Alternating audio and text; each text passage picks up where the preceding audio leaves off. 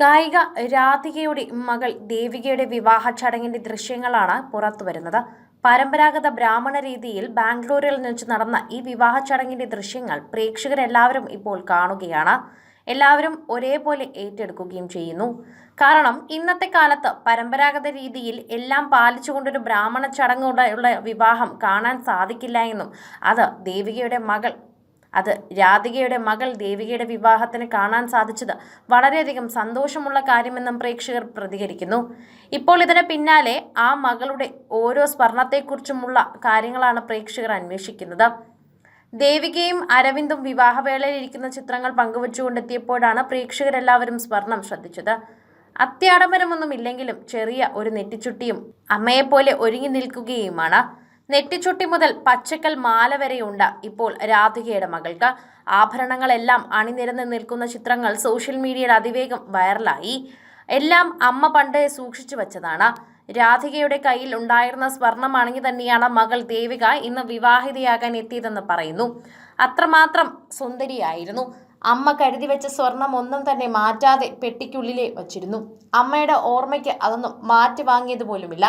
Fashion പോലും നോക്കാതെ അമ്മ അന്നത്തെ കാലത്ത് മകൾക്ക് വേണ്ടി സൂക്ഷിച്ചു വെച്ച മാലകളും അമ്മയുടെ ഓർമ്മകൾ നൽകുന്ന ആഭരണങ്ങളുമായിരുന്നു കഴിഞ്ഞ ദിവസം വിവാഹവേദിയിൽ ബ്രാഹ്മണ ചടങ്ങിന്റെ സാരിയോടൊപ്പം രാധികയുടെ മകൾ ദേവിക അണിഞ്ഞിരുന്നത്. ബാംഗ്ലൂർ സ്വദേശിയായ അരവിന്ദ് സുചീന്ദ്രനാണ് താരപുത്രിയുടെ മകളുടെ വരൻ. തിങ്കളാഴ്ച ബാംഗ്ലൂരിൽ വെച്ചായിരുന്നു ഇവരുടെ ബ്രാഹ്മണ ചടങ്ങിന്റെ വിവാഹം നടന്നത്. പുലർച്ചെ തന്നെയായിരുന്നു വിവാഹ ചടങ്ങുകളൊക്കെ തുടങ്ങിയതും.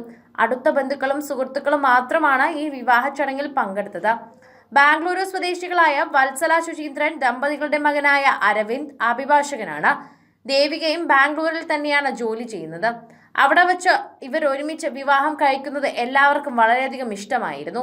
ബാംഗ്ലൂരിലേക്ക് എത്താൻ ബുദ്ധിമുട്ടുള്ളവർക്ക് തന്നെ ഇവിടെ വലിയ സൽക്കാരം ഒരുക്കുമെന്നും അറിയിച്ചിട്ടുണ്ട്. ഈ മാസം 25-ന് എറണാകുളം എളമക്കരയിൽ ഭാസ്കരീയം കൺവെൻഷൻ സെന്ററിൽ വെച്ചാണ് വിവാഹത്തോടനുബന്ധിച്ച് മറ്റു ചടങ്ങുകളൊക്കെ നടക്കുക എന്ന് പറയുന്നു. 11:45-നും 12 മണിക്കും ഇടയിലുള്ള മുഹൂർത്തത്തിലായിരിക്കും ചടങ്ങുകൾ. തുടർന്ന് സ്നേഹിതർക്കായുള്ള വിവാഹ വിരുന്നും ഒരുക്കിയിട്ടുണ്ട്.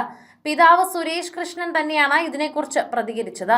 ചടങ്ങുകളൊക്കെ നടക്കുമ്പോൾ ദേവികയുടെ പിതാവ് ഇപ്പോൾ പ്രതികരിക്കുന്നതും ഇങ്ങനെ തന്നെ: എൻ്റെ ഭാര്യ ഞങ്ങളോടൊപ്പം തന്നെയുണ്ട്. അതുപോലെ തന്നെ സോഷ്യൽ മീഡിയയിൽ നിരവധി പേരാണ് ഇപ്പോൾ ഇതിനെക്കുറിച്ച് ചർച്ച ചെയ്യുന്നതും. ഗായിക സുജാത മോഹന്റെ അടുത്ത ബന്ധുവായിരുന്നു രാധിക തിലക്. തൻ്റെ പ്രിയപ്പെട്ട അനിയത്തെക്കുറിച്ചുള്ള ഓർമ്മകളൊക്കെ തന്നെയും ഗായിക പൊതുവേദിയിൽ പങ്കുവച്ചിട്ടുണ്ട്. ഇവർ തമ്മിലുള്ള അടുപ്പവും ഇതിനു മുൻപും സോഷ്യൽ മീഡിയയിലടക്കം ചർച്ച ചെയ്യപ്പെട്ടിട്ടുമുണ്ട്. ഒരിക്കലും മറക്കാൻ പറ്റാത്ത ചിരിച്ച മുഖം തന്നെയാണ് ഗായിക രാധിക തിലകിനുള്ളത്.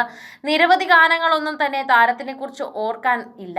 എന്നാൽ മായ മഞ്ചലിൽ എന്ന ഗാനവും ദേവസംഗീതം നീയല്ലേ എന്ന ഗാനവും ധാരാളമാണ് രാധിക തിലക് എന്ന ഗായികയെക്കുറിച്ച് മലയാളി പ്രേക്ഷകർക്ക് ഓർത്തെടുക്കാൻ.